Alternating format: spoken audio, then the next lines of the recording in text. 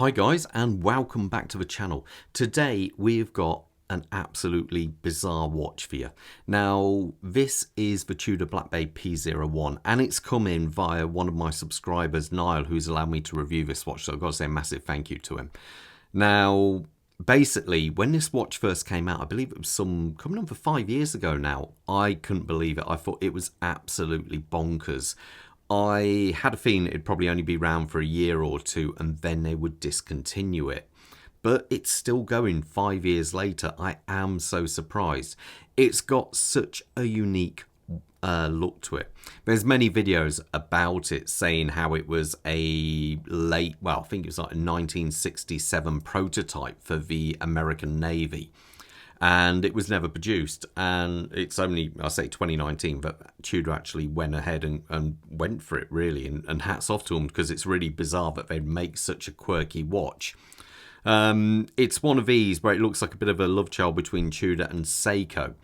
The reason for saying this is it's got this kind of cushion case design to it. Now, many people always think of Seiko when it comes to this, but Tudor introduced this, well, came up with the plans of this a good 3 years before Seiko ever did. So it's kind of quite an interesting watch, really. Let's talk sizes anyway. We're talking a 42mm case size, technically. Thickness 14.4mm I'm getting. Now the lug to lug is big. It's coming out at 55mm, so it does wear like a big watch, but it is relatively slim for that kind of size. The strap size on this, which integrates into this, which we'll talk about later, is 20mm. Now the dial is, let's face it, it's classic Tudor with their snowflake hour hand there. I think it looks great. They've gone for a kind of almost faux loom, faux patina to the hour markers and on the hands there. And what's nice is they've also done it on the calendar wheel as well. What I mean by that, it's not stark white. It almost looks like it's aged. And so it gives it a slightly better look, I think, where if it was kind of really, you know, that kind of bright white. Obviously, you have the lovely kind of polished hands there. You have the loom pip on there as well. The loom on this watch, as you can imagine, is really good. No qualms at all with that. Now, we have the, you know, just a simple minute track coming out there. I like the fact that on this watch, we just have the tuner Geneva up there with a shield and relatively not so much text like you get on the Pelagus, the newer model that is. So because also the 200m, which is the water resistance, is in red, you don't read that so much. You just tend to read these two lines, which makes it a lot better. As many people did point out, it the Pelagus looks like the credits to the Star Wars theme. There's that much Star Wars movies, which there's that much going on there. But overall, this dial is a lot more simple, and I applaud them for that. It's definitely better. Now, as we come past this, we have just a nice domed sapphire crystal. It just, yeah, it does look really nice. Now, past that, we have this bezel. The bezel is the bizarre point on this watch, obviously. Now, the insert, I believe it, is it an insert? It looks like it, or might not be, might actually be fixed to it, has got this patina going on here. That would be done by a lapping machine there, and it has the increments, 12 increments around there. So it's a bit of a strange one, because even though this is sort of a dive watch, this is a GMT bezel. So you can read 2 time zones from that. But let's talk first of all how we operate the bezel. Now you've got to remember, back in '67, even the kind of Rolex Submariners and all that, they had a bidirectional bezel. What I mean by that is they'd go, yeah, they could spin clockwise or anti-clockwise. And so wasn't the most securest way if you were going to use this as a proper dive instrument. Because remember, there was no wrist computers then, so you know, you could actually change it. Now this one, of a minute, is locked into position. But if you notice, on top there is this little mark. Now you press this down and it releases this lug. And that enables you to move this across. Now, obviously you can use this as a die bezel because you just follow that triangle, but it hasn't actually got a loom pip on there, so that, it wouldn't work.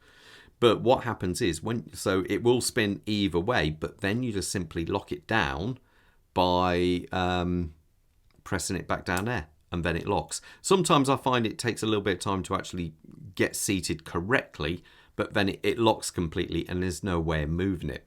So it's a really secure way of actually doing it. Completely over the top these days, but let's face it, it's cool and that's what counts. Now, what I mean when I say GMT bezel, you would set this outer ring to however many hours forward or backwards, whatever time zone you're going to. And instead of reading the time like you would now, being 7 minutes to 2, it would be 7 minutes to 3. So that way you'd read it. That's the way you'd actually do it. So it's kind of like a nice, simple GMT function, really. But that bezel is really quite cool. The case itself is a very rugged looking case. Very sort of like minimal decoration. You've got, lovely kind of satinized finish going on the side there. And when you see the top, you've got this radial brushing going around here. And obviously you've got these big chunky crown guards. The crown itself is a little bit interesting because you've got the plaque on there, but you actually have the shield, and it looks like it's been bead blasted, and it's got a very audible pop when I unwind it. Here goes. And it's got to be one of the loudest pops I've ever seen on any crown. And it winds it. It kind of goes in that, just absolutely lovely and smooth. I do like this design. On the back, we just have a solid case back. Below that is their MT5612 movement. Now, this is the same movement fitted in the Pelagus. So basically, it's a 70-hour power reserve, 26 joule, bi-winding, and basically it is rock solid. I put it on the time grapher and it was pulling, I think it was 2 seconds. This movement itself actually came out in 2015, so it's 9 years old now, so doing quite well.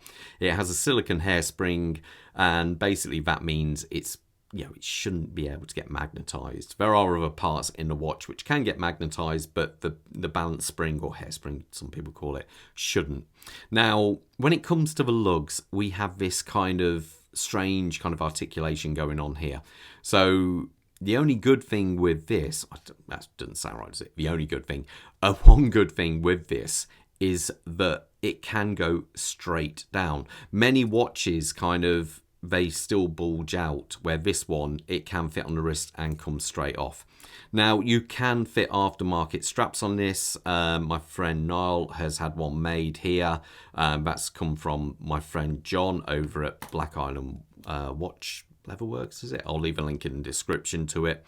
And so, because he's got rather large wrists, and this strap is borderline for that. The strap itself is lovely. I love the way they've got this the snowflake hands on there. I think it looks really good. So it's like a suede and a rubber on the inside there. Now, as you can see, that is the size of the link, so it would be hard to kind of remove this link and have an aftermarket. You might possibly be able to do it, but I don't know. That's one of those things. The actual clasp itself is a kind of nice, simple, elegant. As you can see, it's a fold over. It is actually surprisingly easy to put on when it's actually on your wrist, and folds down and locks down like that, and you have the Tudor seal there. And what's nice, you get the the ceramic ball bearings, which just have a bit more life to them and should stop the kind of scratching up of that happening. More companies, I really think, should do that, because I think it is a much better system. Let me put this on my wrist so you get an idea how it looks. Put it down there. Quick wrist check. I'm wearing a Seiko MM200 Great Blue Hole one, which is one of my favourites. Bob has gone for the Zin Chrono, the 356 IMAX. Now, my wrist size is 7¼ inches, so gives you an idea how this looks. And there you go.